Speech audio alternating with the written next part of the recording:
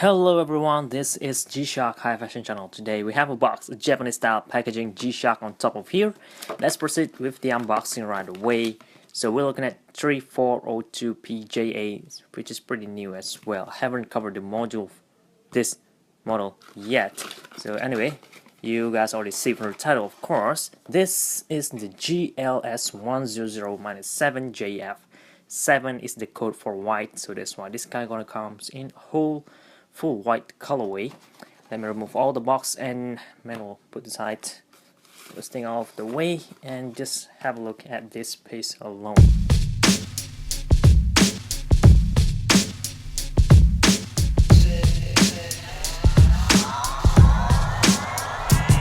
And I believe this white version is the only one that comes with a positive display, which gonna make this guy way more practical, way more versatile compared to the other colorway. Although the rest would just be cooler appearance than this. Unless you like white watches, so you're gonna like this more than the others, of course. First of all, let's have a look at the profile. From the side, we're gonna have a look at standard buttons, which I believe to be similar to any GA100 series out there. So standard textured button in this shape. Both sides go the same, only 4 buttons, no buttons at the front. This adjust mode, forward and reverse comes in red. And I believe it matched very well because this red, this part is white, this part is black, and it matched with the watch face as well. Positive in white, black over here, and a little bit touch of red here and there, which is pretty nice. And of course, as you guys see right now, positive display, which is very clear in my opinion.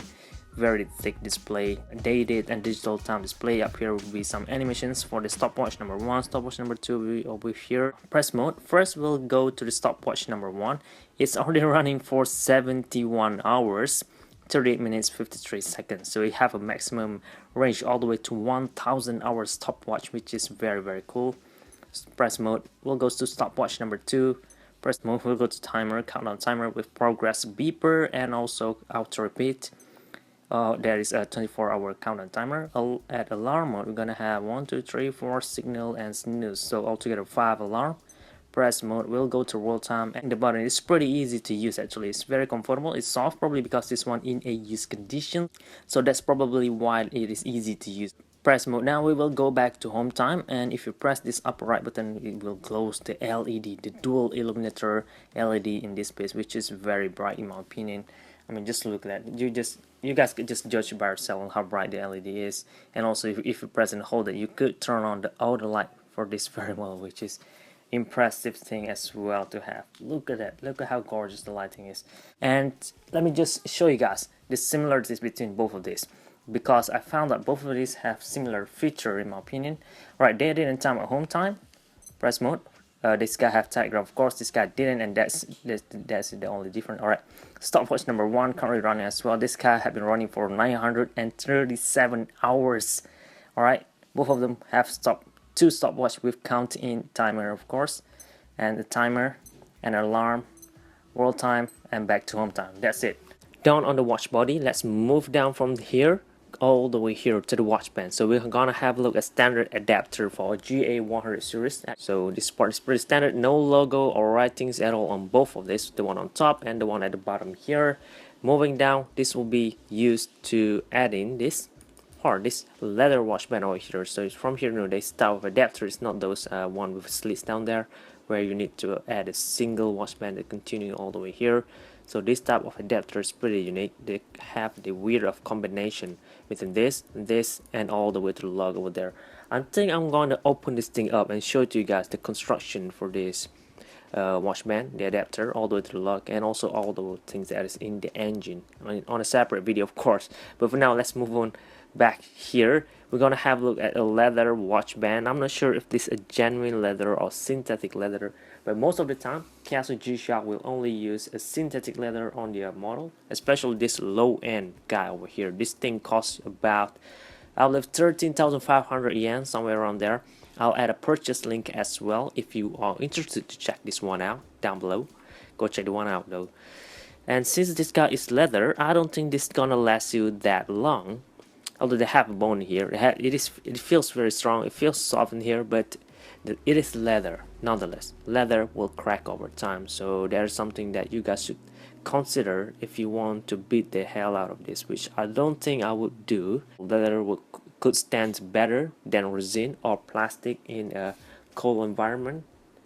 So that's why they use leather here. But in hot sunny weather, I mean the rest of the season that is not winter, I don't think this will be practical at all. So it's best way to remove them, and I believe that is also why these guys aren't that famous as well. Moving down is a different layer. I believe this part should also be leather. It feels like leather though. Feels soft, almost velvety, but no dirt. Yeah, seems like there's no dirt, unlike the one that I got before, that army green version. That one have a lot of dirt down there. That's ridiculously have been beaten up. In this case, still looking fine. I mean, this is indeed a white watch, so this yellow stain and the dirt is expected to have, especially if you get this thing brand in the used condition. I'm sorry. So the stitching also comes in white, by the way. 1, 2, 3, 4 layers. Yeah, it feels soft. I believe they just add some sponge in there, and the way that they stitch this all the way to these 4 different parts makes this watch band somehow feel sturdier than just 2 stitching on the sides, you know. Moving up right now, we have G-LIDE writing on the band keeper only, which also comes in leather, but I think this part is almost cracking already. Up here is all fine. The G-LIDE printing is in gray, and I believe we have some crack going on over there. And there, look at that.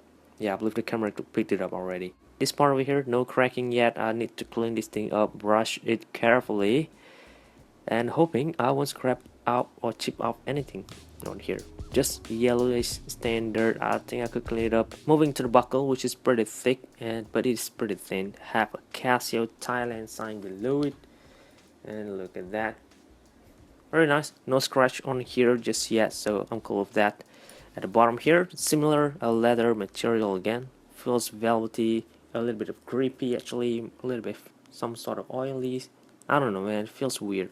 Top at the bottom here, and the bottom part is simple. Now looking to the back plate, locked with 4 screws, only standard head screw for low end model. Most of them come with this type of back plate. We're gonna have a look at Casio 3402 GLS-100 series. I'll cover this 342 module on a separate video as always. Of course, stainless steel back made in China. Yeah, that's how they're able to make this awesome piece at a low cost. I mean, they have a lot of function. Just look at that, they have dual LED light. Even a rangeman don't have this sort of LED construction in them. I mean, it's so odd. Why did it? I don't know why I'm complaining about rangeman right now. And I think, yeah, that's already covered all the things for the construction thoughts and opinion on this GLS-100 series in white colorway. I mean, it is in white colorway. What you guys expect? It is gonna look really cool for fashion wear. And here it is. I'm gonna wear the hose number 1 from the top. And this is how it's gonna look like on my wrist. I mean, it fits very nice. They have a little of gap of course over there between there, but yeah, it's all fine. It feels comfortable. I mean, surprisingly, it feels comfortable, and it didn't bend outward as such because this part aren't elastic. It just stick up there, holding up straight, and yeah, I don't think this part gonna bother as much. So I'm cool with this. I mean, it's white colorway, white color G-Shock, and I really like the watch face design on this piece. And I'm already thinking an idea where I'm gonna swap the whole thing instead of just cleaning it. I'm gonna clean it up, but I'm still gonna swap this to a different watch band and bezel instead. And I'm pretty sure it's gonna look way better than the way it is right now. That is all, guys. I hope you guys found this video useful, informative, and entertaining as well for your future reference. Leave a like to show some support, and also to show that this video did helping you, and also subscribe to see more contents like this in the future. Thank you very much for watching, guys. I really appreciate your support. This is G-Shock High Fashion Channel, and out. What I'm about to do.